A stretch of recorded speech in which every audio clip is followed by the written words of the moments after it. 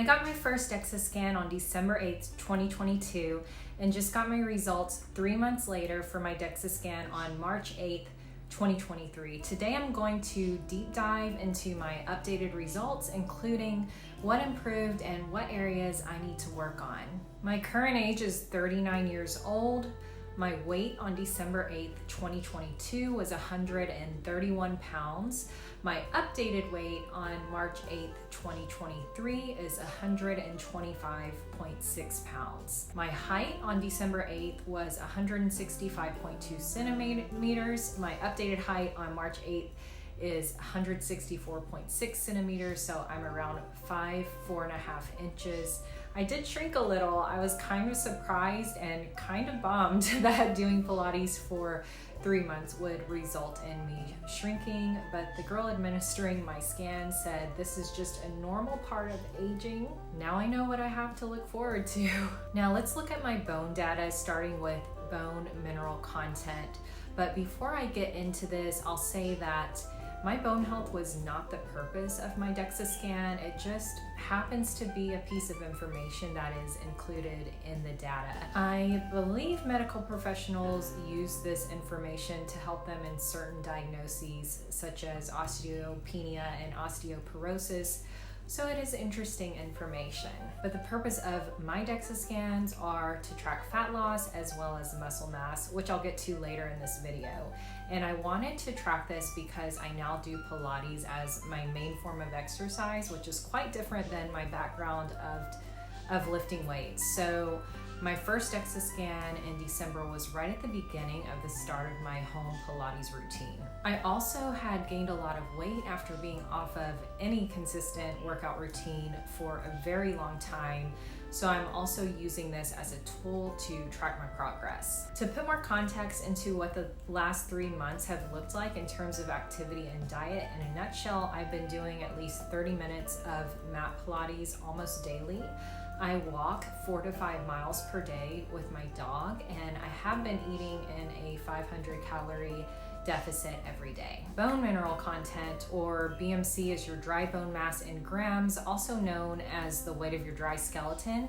The average BMC range for a female is 1.5 to 2.5 kilograms. My BMC in December was 2,052.53 grams, which is 2.05 kilograms, and in March it is now 2,043.12 grams, which is 2.04 kilograms. So this did not change much, and it is in the normal range, so I'm very happy about that. Next, we'll look at my bone mineral density, or BMD. In December, my Z-score was minus 0.6, and now my Z-score is minus 0.4.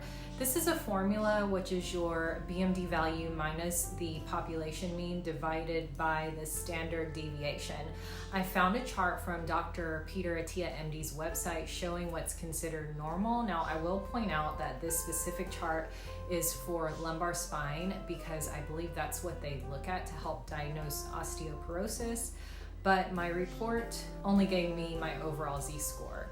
But at least this kind of gives us an idea. The higher the Z-score, the better. So I'm glad to see mine is in a normal range and also moving in a positive direction. In December, my BMD was 1.071 with an AM in the 95th percentile, and now my BMD is 1.090 with an AM in the 97th percentile.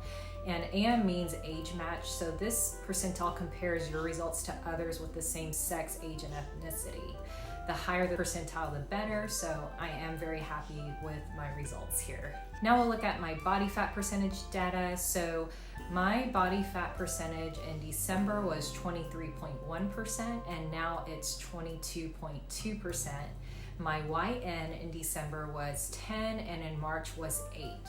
YN is young normal. This number compares your body fat percentage to someone of around 24 to 26 years old from the NHANES data set, versus, as we mentioned earlier, AM is age matched. So the lower the number, the leaner you are on this spectrum. My AM in December was 5, and in March it moved to 4. My total fat mass was 13,776 grams or 30.37 pounds, and now it's 12,788 grams or 28.19 pounds. My report also breaks down my body fat by body parts. I remember on my first Dexa scan in December, one thing that stuck out to me was the unevenness in the body fat in my left arm and right arm. My left arm was 27% body fat and my right arm was 24%. I noticed on my current Dexa scan, my arms even out and are both at 24%. So I'm very happy about that. Now, I just need to work on evening out my legs because they are a couple of percentage points apart. My total lean mass in December was 43,889 grams, which is 96.75 pounds.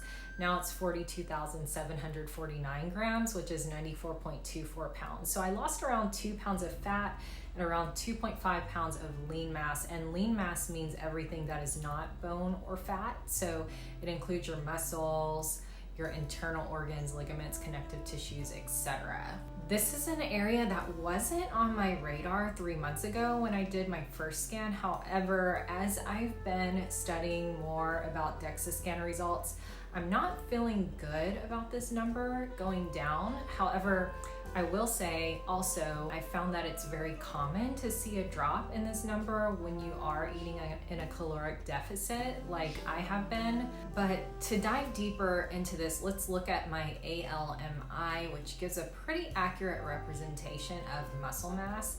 It looks at muscle mass in the arms and the legs. The only drawback is that it does not include muscles of the torso. However, it's a good metric to look at because we can get a better idea of my actual muscle mass. So my ALMI is now 6.84 and was previously 7.01. So this puts my YN at 51% and my AM at 48%, down from December where my YN was 57% and AM was 53%. So I didn't know the significance of these numbers when I did my first Dexa scan, but now I know that the higher these numbers are, the better. As we age, muscle mass tends to decrease over time, so it's important to hold on to as well as to have as much muscle mass as we can in preparation of that decline that's just inevitable in our senior years. So knowing this, I'm not happy to see my numbers and especially don't like to see a decline. So this will be an area of focus for me moving forward. I plan to increase my protein intake and may even increase my resistance on my workouts in order to try to improve this number. In the last 3 months, my goal has been 20 to 30 grams of protein per meal at 3 meals per day. And I often end up closer to the 20-gram range. So I'm going to do everything I can to eat 30 to 40 grams per meal moving forward. And I do still want to lose a little bit of fat, so I will still be eating in a calorie deficit, but I will emphasize adequate protein intake from here on out. My android fat in percentage in December was 21%, and now it's 18.2%. My android gynoid ratio is 0.67 now and was 0.75 in December, so I'm happy to see this number going in the right direction. Android fat is the fat in the upper body region where your abdominal fat is stored, while gynoid fat is fat in the lower body. So high numbers can be an indicator of abdominal obesity, which correlates to various other health problems. Males want to aim for less than 1.0 and females less than 0.8. To dive deeper, we can look at my VAT numbers. VAT, or visceral adipose tissue, is the fat surrounding the organs in the abdomen. So it's a strong indicator of your metabolic health. The lower the number, the more metabolically healthy you probably are. My estimated VAT area centimeters squared was 22.8 in December and is now 20.4. So I started in the normal range and it decreased from there, meaning it's moving in the direction we want it to go. So I'm happy with those numbers.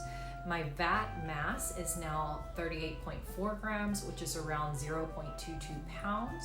down from 110 grams or 0.24 pounds in December. Now let's look at my measurements. My bust measurement in December was 35.5 inches and now it's 34.5 inches.